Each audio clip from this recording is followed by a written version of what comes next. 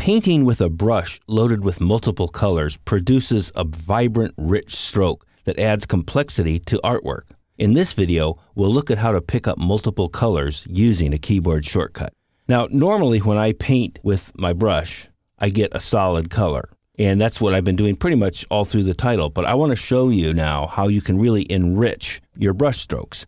And it's very simple. All you need to use is the Option key on Mac or the Alt key on Windows.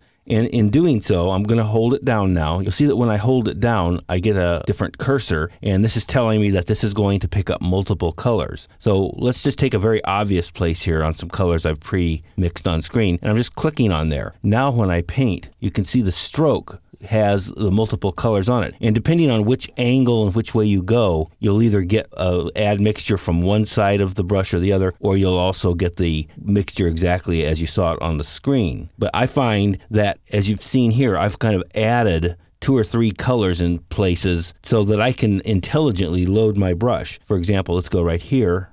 And now I've got a brush that's a combined yellow and red, or here I can do a red and a purple.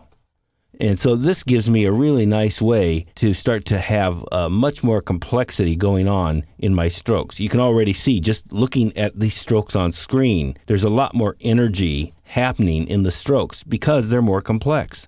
Multiple colors in a brush stroke will give you a very nice enrichment of your strokes that really adds vibrance and energy and life to them. So this is one way you can really add this character to your brush strokes.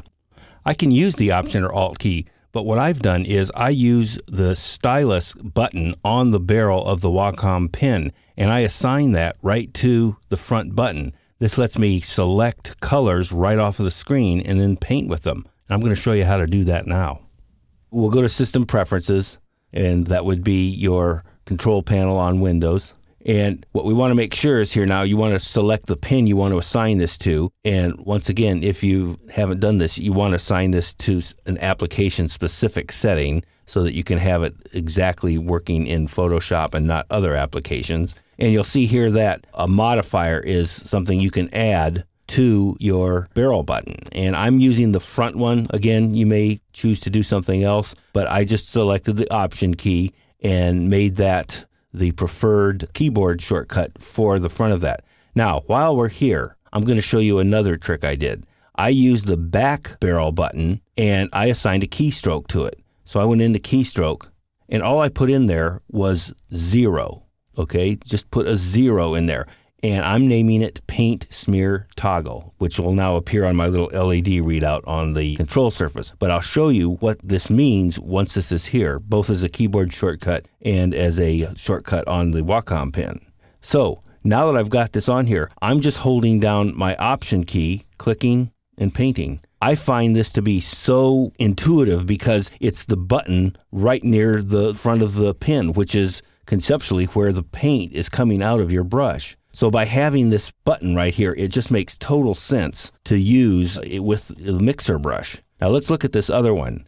I want you to notice up here what's going to happen with wet. When I press 0 once, it switches to 100%. When I click it in rapid succession twice, it changes back to 0. So one click gets me to a full wet smeary brush. A double click of 0 gets me back to my previous opaque state.